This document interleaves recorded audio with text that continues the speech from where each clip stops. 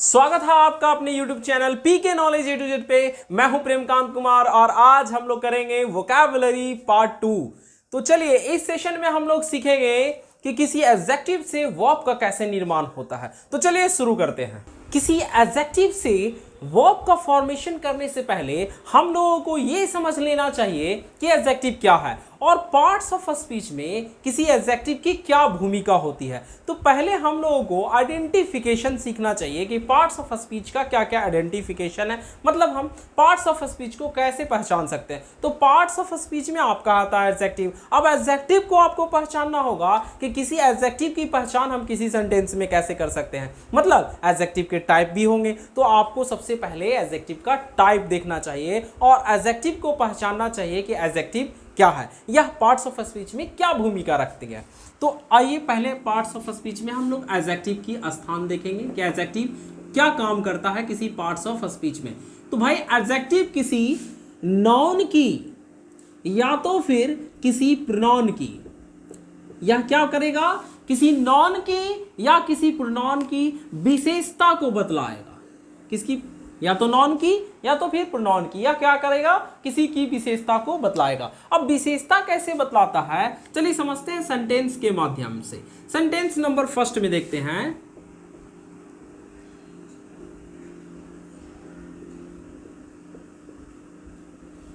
You are a good boy, आप एक कैसे लड़के हैं, अच्छे लड़के हैं। अब यहां ये आपका नॉन हो गया और इस नॉन की क्या विशेषता है भाई, तो यह कैसा है, अच्छा है। तो ये हमारा एडजेक्टिव हो गया, है ना। और भी देखते हैं।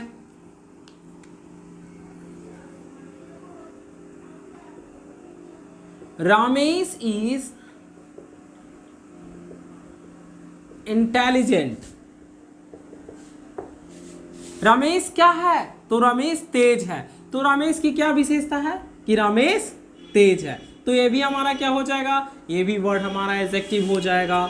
आई हैव 2 पेन्स, है ना, आई हैव 2 पेन्स, मेरे पास कितनी कलमें हैं, तो 2 है।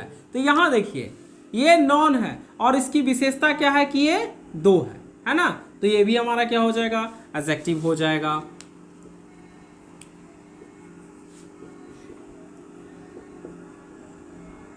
दिस पेन इज ब्रोकन, क्या है भाई, दिस पेन इज ब्रोकन, यह कलम कैसी है, टूटी है। यह कलम कैसी है, टूटी है। तो यह कलम, सबसे पहले ये कलम की क्या विशेषता है, ये हमारा एडजेक्टिव हो गया। और कैसी है, टूटी है, तो ये भी हमारा क्या हो गया, एडजेक्टिव हो गया, है ना। ये भी कैसा हो गया, एडजेक्टिव हो गया। यह पेन टूटी है, ब्रोकन। तो इस प्रकार से हम लोग समझ गए कि किसी एडजेक्टिव का किसी सेंटेंस में क्या भूमिका रहता है, यानी यह किसी नॉन को या तो फिर प्रोनाउन को, ये दोनों की क्या करेगा, ये विशेषता को बतलाएगा। तो एडजेक्टिव आपको समझ में आ गया होगा। अब हम लोग देखेंगे कि एडजेक्टिव के टाइप कितने हैं और बारी बारी से हम लोग टाइप समझेंगे और किस टाइप से किसी वर्ब का निर्माण किया जाएगा और क्यों किया जाएगा और क्यों नहीं किया जा सकता है, कौन से एडजेक्टिव से किसी वर्ब का निर्माण किया जा सकता है या कौन से एडजेक्टिव से नहीं किया जा सकता है, ये भी आपको बारी बारी से अच्छे से समझ में आ जाएगा। कब, जब आप एडजेक्टिव के टाइप को पढ़ेंगे, वहां पर से आप खुद समझ जाइएगा कि किस एडजेक्टिव से वर्ब का निर्माण किया जा सकता है या किसी से नहीं किया जा सकता है। तो चलिए इसके टाइप्स को देखते हैं। टाइप नंबर 1 में है एडजेक्टिव ऑफ क्वालिटी। इसे एक और नाम से जाना जाता है क्वालिटेटिव एडजेक्टिव।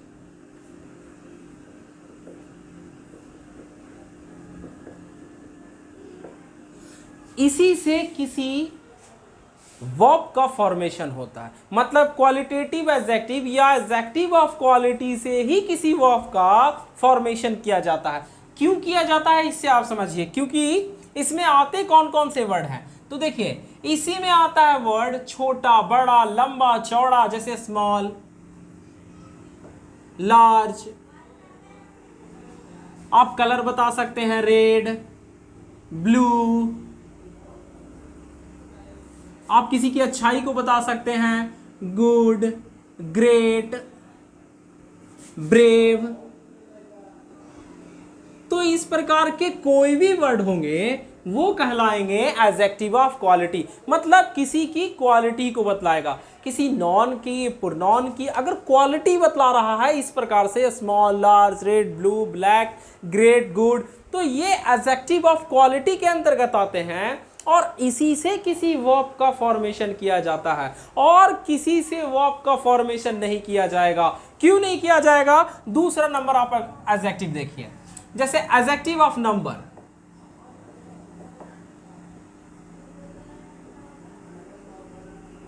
और एडजेक्टिव ऑफ नंबर को दो भाग में बांटा गया है, एक तो है कार्डिनल एडजेक्टिव और दूसरा है ऑर्डिनल एडजेक्टिव। ये कार्डिनल एडजेक्टिव क्या होता है? तो कार्डिनल एडजेक्टिव को कहते हैं 1 2 3, इस प्रकार के अगर 1 2 3 4 5 अगर काउंटिंग का कोई नंबर हो तो वो कार्डिनल एडजेक्टिव आता है। और अगर ऑर्डिनल को देखते हैं तो इसमें आएगा first, second, third,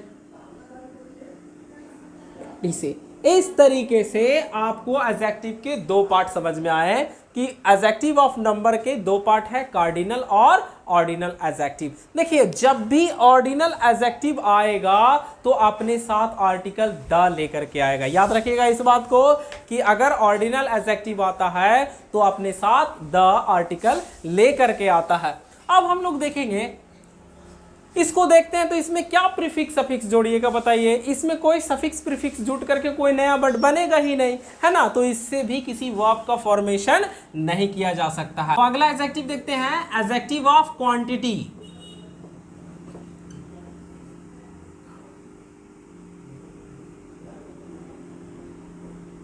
adjective of quantity, इसे क्वांटिटेटिव एडजेक्टिव भी कहा जाता है।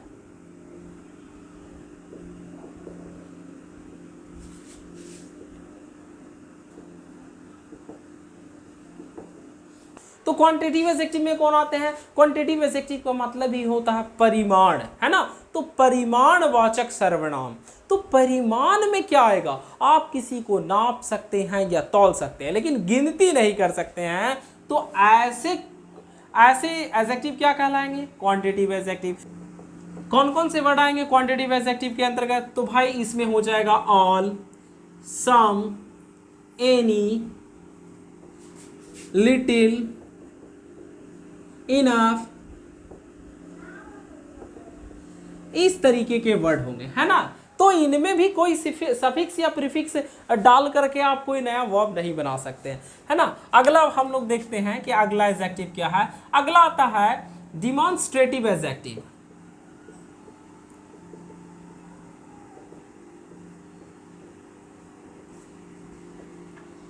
अब डिमॉन्स्ट्रेटिव एडजेक्टिव क्या होता है? तो आपने पढ़ा होगा डिमॉन्स्ट्रेटिव प्रोनाउन, तो जो डिमॉन्स्ट्रेटिव प्रोनाउन होते हैं वही डिमॉन्स्ट्रेटिव एडजेक्टिव भी होते हैं, बस सेंटेंस में उसके यूज के अनुसार वह किसी एडजेक्टिव को बतलाता है क्या प्रोनाउन को बतलाता है वो पता चल जाता है। जैसे कि देखिए this, that, these, those, such, the same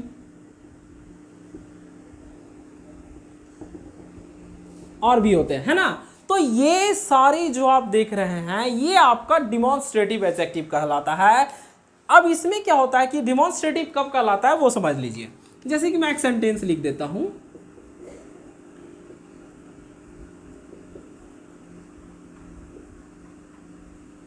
this is your car, और दूसरा सेंटेंस है दिस कार इज योर्स।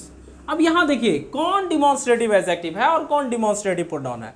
जब किसी सेंटेंस में दिस दैट का प्रयोग किया जाए तो इसके ठीक बाद देखिए, अगर ठीक बाद कोई नॉन है तो ये एडजेक्टिव होगा, अगर नॉन नहीं है तो ये डिमॉन्स्ट्रेटिव प्रोनाउन हो जाएगा। और यहां देखिए सेंटेंस 2 में कि दिस कार इज योर्स, तो यहां क्या है, कार के ठीक पहले दिस का इस्तेमाल किया गया है, जो कि दिस के बाद में क्या है, एक नॉन है, तो ये हमारा डिमॉन्स्ट्रेटिव एडजेक्टिव हो जाएगा। तो उम्मीद करते हैं आपको डिमॉन्स्ट्रेटिव एडजेक्टिव समझ में आ गया। अब इसमें भी आप कोई सफिक्स प्रीफिक्स नहीं जोड़ सकते हैं और जोड़ के कोई नया वर्ब या तो कोई और भी पार्ट्स ऑफ स्पीच के वर्ड आप नहीं बना सकते हैं। चलिए अगला देखते हैं हम लोग कि कौन सा एडजेक्टिव है। एडजेक्टिव नंबर 5 में है डिस्ट्रीब्यूटिव एडजेक्टिव। अब ये डिस्ट्रीब्यूटिव एडजेक्टिव क्या होता है?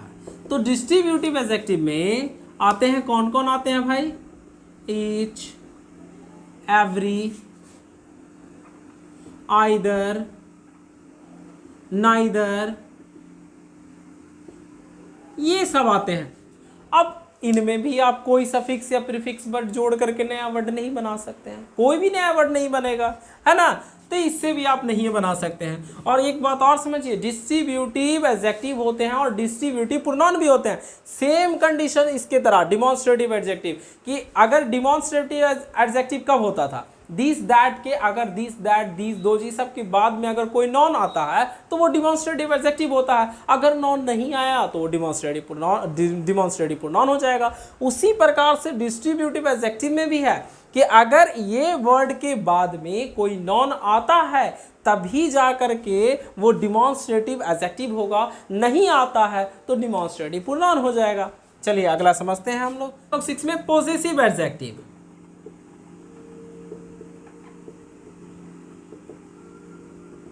अब ये पॉसेसिव एडजेक्टिव क्या है? तो जैसे इसमें आ जाएगा आपका आई का माई हो जाता है ना, यू का योर हो जाता है, आवर का वी का आवर हो जाता है, ही का हीज हो जाता है, हर सी का हर हो जाता है, इट का इट्स हो जाता है ना, दियर का दे का दियर हो जाता है। तो ये जो आपको मिले, ये 1 2 3 4 5 6 7, ये तो आपके हो गए भाई पॉसेसिव एडजेक्टिव। कौन है? Possessive adjective. तो इस एडजेक्टिव में भी आप किसी प्रीफिक्स या सफिक्स को जोड़ करके आप नए वर्ड नहीं बना सकते हैं। अगला हमारा है इंट्रोगेटिव एडजेक्टिव।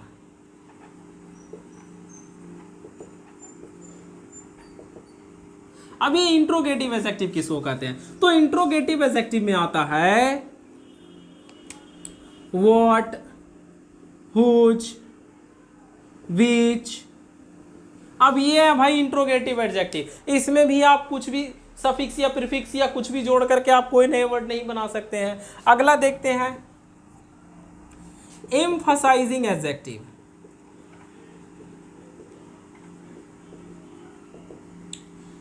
अब एम्फसाइजिंग एडजेक्टिव कौन कौन है? तो एम्फसाइजिंग एडजेक्टिव है ऑन और वेरी, ये दो को कहते हैं एम्फसाइजिंग एडजेक्टिव। इसमें भी कुछ नहीं जुटेगा। अगला 9 नंबर में देख लेते हैं। तो 9 नंबर में आपका आता है एक्सक्लेमेटरी एडजेक्टिव।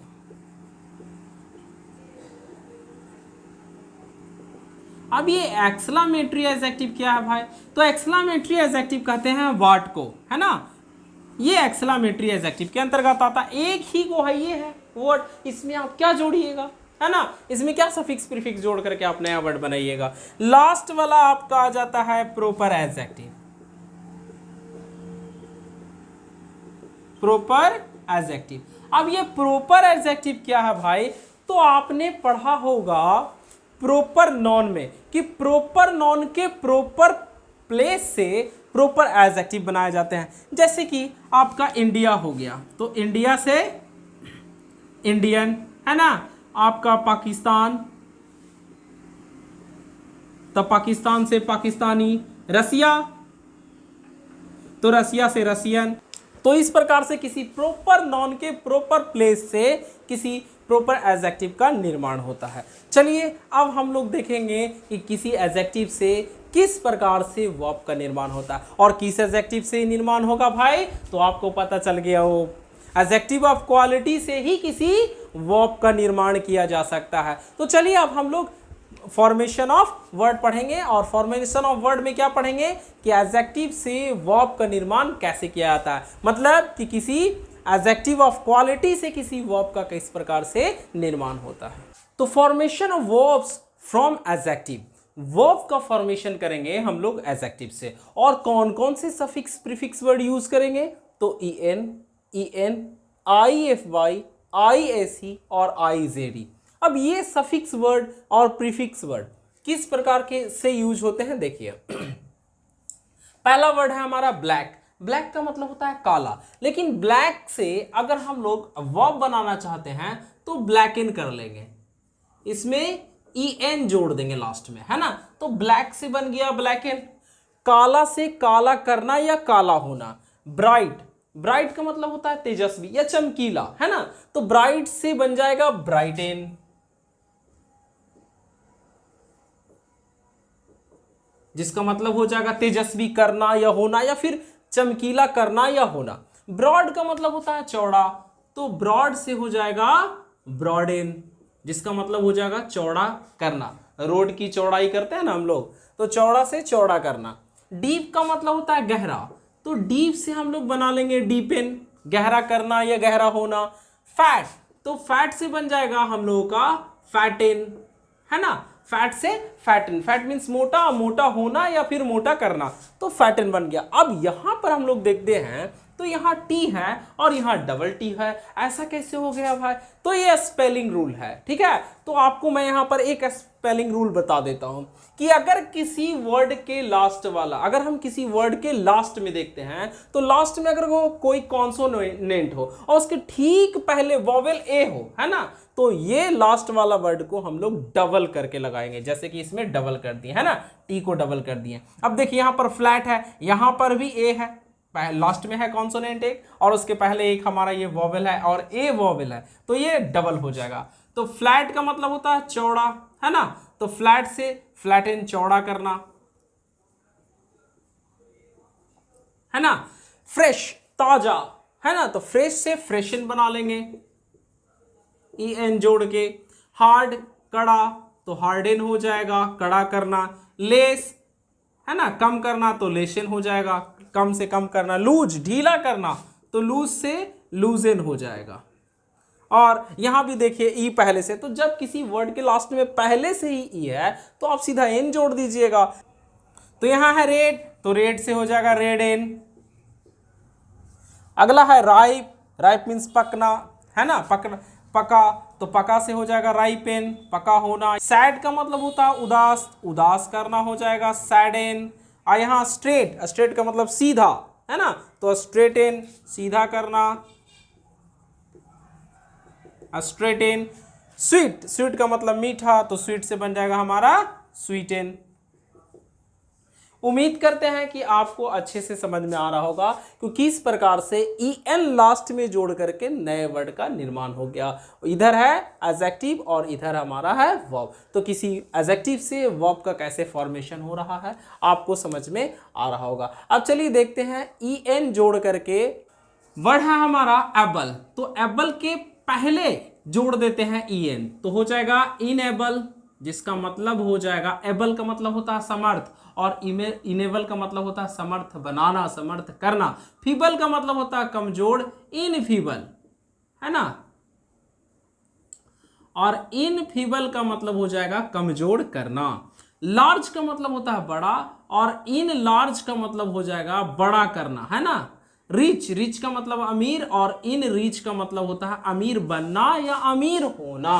तो उम्मीद करते हैं आपको ई एन पहले लग के किस प्रकार से एडजेक्टिव से वर्ब बन रहा होगा वो भी आपको अच्छे से समझ में आ रहा होगा। अब देखिए आई एफ वाई भी जोड़ करके नए वर्ड बनते हैं, जैसे सिंपल, तो सिंपल से बन जाएगा सिंपलीफाई, है ना।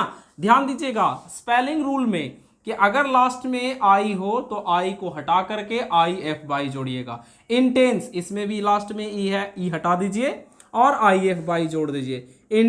इंटेंस से इंटेंसीफाई, है ना, इंटेंस, तीव्र करना, तीव्र, तो इंटेंस से बन गया इंटेंसीफाई, तीव्र करना या होना। प्योर का मतलब होता है भाई साफ, है ना, तो प्यूरिफाई हो जाएगा, प्यूरिफाई। ई रहे तो ई को हटा दीजिए और एफ वाई लगा दीजिए। अब देखिए आई जेड ई जोड़ करके कैसे बनता है, जैसे मॉडर्न, तो मॉडर्न से मॉडर्नाइज हो जाएगा। अगला है पॉपुलर, पॉपुलर से पॉपुलराइज हो जाएगा। और सेकुलर से सेकुलराइज हो जाएगा। देखिए आई जेड ई जोड़ करके, आई एस ई जोड़ करके भी ये सारे मीनिंग बनाए जा सकते हैं। देखिए डिक्शनरी में दो प्रकार से मीनिंग आपको देखने के लिए मिल जाएगा, लास्ट में ISE और IZE। ये अमेरिकन इंग्लिश और ब्रिटिश इंग्लिश में किया जाता है, किसी में लास्ट में ISE जोड़ा जाता है तो किसी में IZE। अब ये अमेरिकन में जोड़ा जाता है कि ब्रिटिश में जोड़ा जाता है, आगे और भी हम अभी पढ़ेंगे, ठीक है, वोकैबुलरी में, तो वहां पर हम लोग अच्छे से क्लियर करेंगे कि कौन सा अमेरिकन में होगा और कौन सा ब्रिटिश में होगा, क्योंकि एग्जाम में ये बहुत, देखिए आपको मीनिंग देगा तो ISE वाला भी दे देगा और IZE वाला भी दे देगा। अब वहां पर आप फंस जाइएगा कि कौन सा मीनिंग होगा। भाई हमने तो दोनों पढ़ा है, ISE वाला भी और IZE वाला भी, दोनों पे हमें सफिक्स मिल जाते हैं लास्ट में, तो कौन सा उसमें होगा, तो ज्यादा वैल्यू दिया जाता है ब्रिटिश इंग्लिश का, ठीक है, तो ब्रिटिश वाला ज्यादा आएगा, ISE वाला, IZE वाला बहुत कम यूज किया जाता है, लेकिन मीनिंग दोनों बनाए जाते हैं, एक अमेरिकन होता है एक ब्रिटिश होता है। एक बात और, इन्हीं सफिक्स वर्ड और प्रीफिक्स वर्ड का यूज करके किसी संज्ञा से भी वर्ब में बदला जाता है। तो चलिए देखते हैं कि किसी संज्ञा से वर्ब में कैसे फॉर्मेशन होता है इन सफिक्स और प्रीफिक्स वर्ड का यूज करके, वो देखेंगे। जैसे कि है लेंथ, तो लेंथ से बन जाएगा लेंथेन। लेंथ का मतलब होता है लंबा और लेंथेन का मतलब हो गया लंबा करना। स्ट्रेंथ, स्ट्रेंथ का मतलब होता है मजबूत, है ना, स्ट्रेंथ का मतलब मजबूत, तो मजबूत से क्या बन जाएगा, मजबूत करना। ब्यूटी, ब्यूटी का मतलब होता है सुंदर, है ना, तो सुंदर से ब्यूटी से बन जाएगा ब्यूटीफाई, सुंदर बनाना या सुंदर होना। डेंजर, डेंजर का मतलब होता है खतरा, तो खतरे में डालना, इन डेंजर, है ना, इन डेंजर बन जाएगा। स्लेव का मतलब होता है गुलाम, तो गुलाम बनाना क्या मीनिंग हो जाएगा, इन स्लेव, गुलाम बनाना। थ्रोन का मतलब होता है सिंहासन, तो थ्रोन का सिंहासन हो जाएगा, इन थ्रोन का मतलब हो जाएगा सिंहासन पर बैठना, इन थ्रोन। अगला वर्ड है हमारा टॉम, टॉम का मतलब होता है कब्र या मकबरा, तो इन टॉम बना लीजिएगा, जिसका मतलब हो जाएगा कब्र में दफनाना या मकबरे में दफनाना। उसी प्रकार से हॉस्पिटल है, तो हॉस्पिटल से बन जाएगा हम लोग का क्या, हॉस्पिटलाइज, जिसका मतलब हो जाएगा हॉस्पिटल, हॉस्पिटल में भर्ती करना। जियोपार्डी का मतलब होता है संकट, तो यहां क्या बन जाएगा, जियोपार्डाइज, संकट में डालना। और देखिए बाई को आई में हटा करके जेडी लगाइएगा, ठीक है ना। प्रेशर, प्रेशर का मतलब होता है दबाव, तो प्रेशर से क्या बना दीजिएगा, प्रेशराइज, है ना, दबाव डालना। स्क्रूटनी, स्क्रूटनी का मतलब ही होता है छानबीन, तो छानबीन से छानबीन करना हम लोग एक मीनिंग बनाएंगे, स्क्रूटिनाइज, है ना। और यूरिन, यूरिन का मतलब होता है पेशाब, तो पेशाब से पेशाब करना यूरिनेट हो जाएगा। और टेरर का मतलब होता है दहशत, तो टेरर से टेरराइज हो जाएगा, दहशत करना, है ना, दहशत बना देना, दहशत करना। विक्टिम से उसी प्रकार से विक्टिमाइज हो जाएगा। तो उम्मीद करते हैं कि आपको नॉन से वर्ब में भी बदलना आ गया। सेम सफिक्स प्रीफिक्स का यूज करके आप किसी नॉन को वर्ब में बदल सकते हैं। en, ify, ISE और IZE, ये सारे सफिक्स यूज करके आप किसी नॉन को भी वर्ब में बदल सकते हैं। मतलब आप इसे एडजेक्टिव को तो वर्ब में बदल ही सकते हैं, साथ साथ आप इसका यूज करके किसी नॉन को भी वर्ब में बदल सकते हैं। तो आपको ये बात याद रखना है कि अगर किसी के लास्ट में हम देखते हैं en आ रहा है, ify, IZE, ये सब अगर वर्ड आ रहा है तो आप समझ लीजिएगा कि ये कोई वर्ब ही है, ठीक है ना, ये कोई वर्ब है। चलिए उम्मीद करते हैं आपको इतना समझ में आ गया होगा। मिलते हैं अगले वाले वीडियो में, लेकिन एक बात और ध्यान रखिएगा, यहां देख लीजिए ISE और IZE है, दोनों से मीनिंग बनते हैं, ISE से भी सही मीनिंग होता है, IZE से भी सही मीनिंग होता है, ठीक है ना। IZE और ISE दोनों से बनाया हुआ मीनिंग होगा, वो सही कहलाएगा। तो मिलते हैं अगले वीडियो में, आज के लिए इतना ही, बाय।